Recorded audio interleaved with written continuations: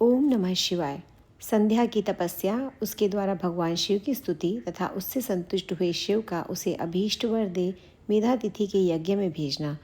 ब्रह्मा जी कहते हैं, मेरे पुत्रों में श्रेष्ठ महाप्राज्ञ नारद तपस्या के नियम का उपदेश दे जब वशिष्ठ जी अपने घर चले गए, तब के उस विधान को समझकर संध्या मन ही मन बहुत प्रसन्न हुई। फिर तो वह उस सानंद मन से तपस्विनी के योग्य वेश बनाकर बृहल्लोहित सरोवर के तट पर ही तपस्या करने लगी। वशिष्ठ जी ने तपस्या के लिए जिस मंत्र का साधन बताया था, उसी के उत्तम भक्तिभाव के साथ वह भगवान शंकर की आराधना करने लगी। उसने भगवान शिव में अपने चित्त को लगा दिया और एकाग्र मन से वह बड़ी भारी तपस्या करने लगी। उस तपस्या में लगे हुए उसके 4 युग व्यतीत हो गए।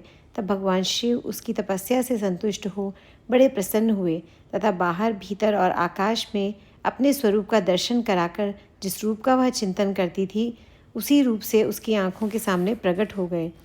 उसने मन से जिनका चिंतन किया था, उन्हीं प्रभु शंकर को अपने सामने खड़ा देख वह अत्यंत आनंद में निमग्न हो गई। भगवान का मुखारविंद बड़ा प्रसन्न दिखाई देता था। उनके स्वरूप से शांति बरस रही थी। वह सहसा भयभीत हो सोचने लगी कि मैं भगवान हर से क्या कहूँ, किस तरह इनकी स्तुति करूँ।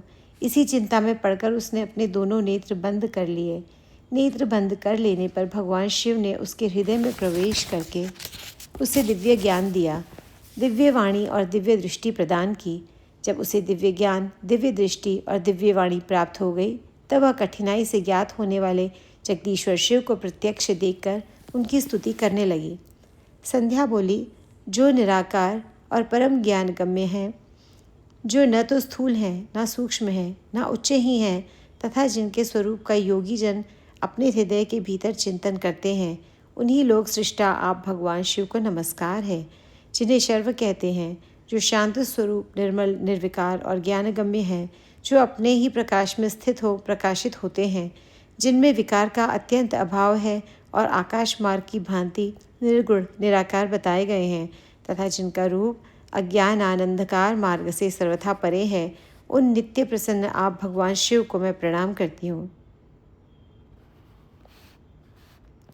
जिनका रूप एक अद्वितीय शुद्ध, बिना माया के, प्रकाशमान, सच्चिदानंदमय, सहज निर्विकार, नित्यानंदमय, सत्य, ऐश्वर्य से युक्त, प्रसन्न तथा लक्ष्मी को देने वाला है, उन आप भगवान शिव को नमस्कार है।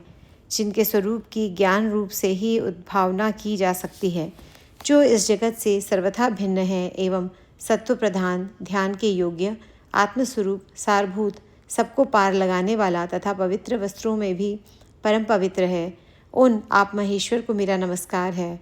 आपका जो स्वरूप शुद्ध, मनोहर, रत्नमय और आभूषणों से विभूषित तथा स्वच्छ कर्पूर के समान गौरवर्ण है, जिसने अपने हाथ में वर, अभय, शूल और मुंड धारण कर रखा है, उस दिव्य चिन्मय सगुण साकार विग्रह से सुशोभित आप योग मुक्त भगवान शिव को नमस्कार है। आकाश, पृथ्वी, दिशाएं, जल, तेज तथा काल, ये जिनके रूप हैं, उन आप परमेश्वर को नमस्कार है। प्रधान प्रकृति और पुरुष जिनके शरीर रूप से प्रकट हुए हैं, अर्थात वे दोनों जिनके शरीर हैं, इसीलिए जिनका यथार्थ रूप अव्यक्त, बुद्धि आदि से परे है, उन भगवान शंकर को बारंबार नमस्कार है। जो ब्रह्मा होकर जगत की सृष्टि करते हैं, जो विष्णु होकर संसार का पालन करते हैं तथा जो रुद्र होकर अंत में इस सृष्टि का संहार करेंगे, उन्हीं आप भगवान सदाशिव को बारंबार नमस्कार है। जो कारण के भी कारण हैं, दिव्य अमृत रूप ज्ञान तथा अणिमा आदि ऐश्वर्य प्रदान करने वाले हैं, समस्त लोकांतरों का वैभव देने वाले हैं, स्वयं प्रकाश स्वरूप हैं तथा प्रकृति से भी परे हैं, उन परमेश्वर शिव को नमस्कार है, नमस्कार है। यह जगत उनसे भिन्न नहीं कहा जाता, जिनके चरणों से पृथ्वी तथा अन्यान्य अंगों से संपूर्ण दिशाएं, सूर्य, चंद्रमा, कामदेव एवं अन्य देवता प्रकट हुए हैं, और जिनकी नाभि से अंतरिक्ष का आविर्भाव हुआ है, उन्हीं आप भगवान शंभु को मेरा नमस्कार है। प्रभु, आप ही सबसे उत्कृष्ट परमात्मा हैं। आप ही नाना प्रकार की विद्याएं हैं। आप ही हर संहार करता हैं। आप ही सद्ब्रह्म तथा परब्रह्म हैं। आप सदा विचार में तत्पर रहते हैं, जिनका ना आदि है, न मध्य है और ना अंत ही है, जिनसे सारा जगत उत्पन्न हुआ है तथा जो मन और वाणी के विषय में नहीं है। उन महादेव जी की स्तुति मैं कैसे कर सकूंगी। ब्रह्मा आदि देवता तथा तपस्या के धनी मुनि भी जिनके रूपों का वर्णन नहीं कर सकते, उन्हीं परमेश्वर का वर्णन अथवा स्तवन मैं कैसे कर सकती हूँ। प्रभु, आप निर्गुण हैं। मैं मूढ़ स्त्री आपके गुणों को कैसे जान सकती हूँ। आपका रूप तो ऐसा है जिसे इंद्र सहित संपूर्ण देवता और असुर भी नहीं जानते हैं। महेश्वर, आपको नमस्कार है। तपोमय, आपको नमस्कार है। देवेश्वर शंभो, मुझ पर प्रसन्न होइए, आपको बारंबार मेरा नमस्कार है। ब्रह्मा जी कहते हैं, नारद, संध्या का यह स्तुतिपूर्ण वचन सुनकर उसके द्वारा भली भांति प्रशंसित हुए भक्तवत्सल परमेश्वर शंकर बहुत प्रसन्न हुए। उसका शरीर वल्कल और मृग चर्म से ढका हुआ था। मस्तक पर पवित्र जटाजूट शोभा पा रहा था। उस समय पाले के मारे हुए कमल के समान उसके कुम्हलाए हुए मुंह को देख भगवान हर दया से द्रवित होकर उससे इस प्रकार बोले। महेश्वर ने कहा, भद्रे, मैं तुम्हारी इस उत्तम तपस्या बहुत से बहुत प्रसन्न हूँ। शुद्ध बुद्धि वाली देवी, तुम्हारे इस स्तवन से भी मुझे बड़ा संतोष प्राप्त हुआ है। अतः इस समय अपनी इच्छा के अनुसार कोई वर मांगो, जिस वर में तुम्हें प्रयोजन हो तथा जो तुम्हारे मन में हो, उसे मैं यहाँ अवश्य पूर्ण करूँगा। तुम्हारा कल्याण हो। मैं तुम्हारे व्रत नियम से बहुत प्रसन्न हूँ। प्रसन्नचित्त महेश्वर का यह वचन सुनकर अत्यंत हर्ष से भरी हुई संध्या उन्हें बारंबार प्रणाम करके बोली, महेश्वर, यदि आप मुझे प्रसन्नतापूर्वक वर देना चाहते हैं, यदि मैं वर पाने की योग्य हूँ, यदि पाप से शुद्ध हो गई हूँ, तथा देव, यदि इस समय आप मेरी तपस्या से प्रसन्न है, तो मेरा मांगा हुआ यह पहला वर सफल करें।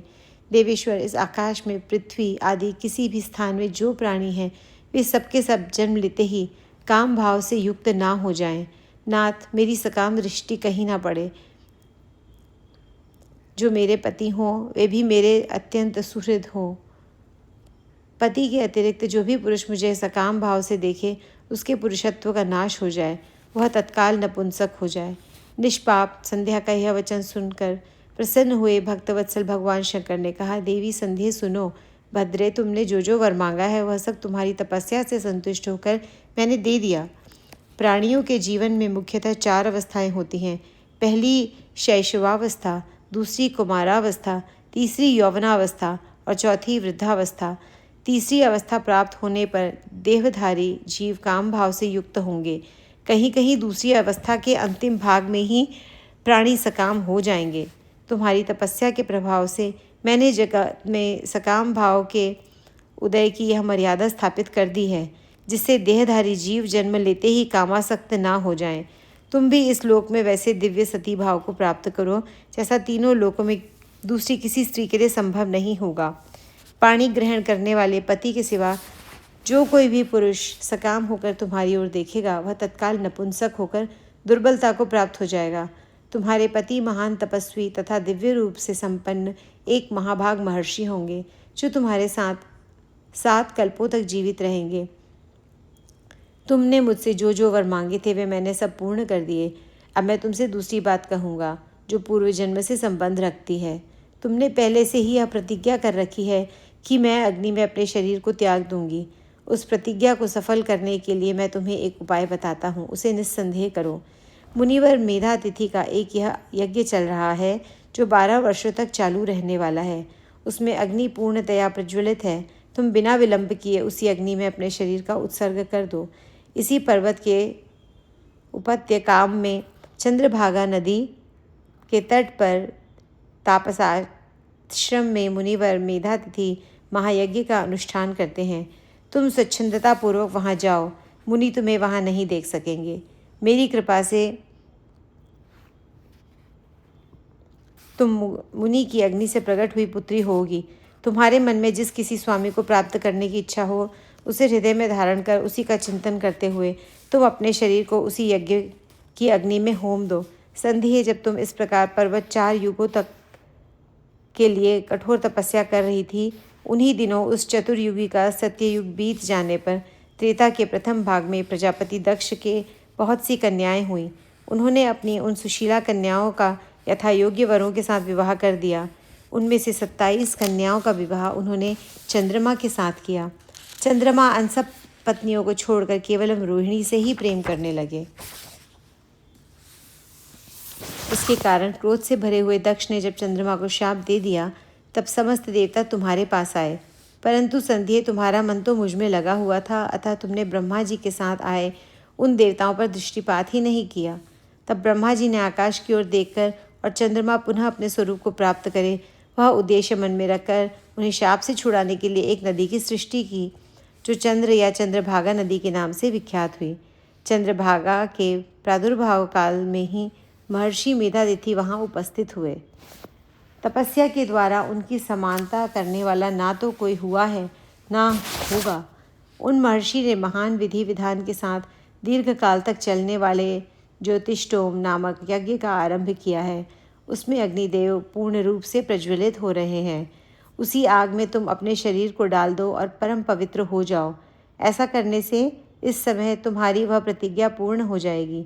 इस प्रकार संध्या को उसके हित का उपदेश देकर देवेश्वर भगवान शिव वहीं अंतर्ध्यान हो गए। ओम नमः शिवाय।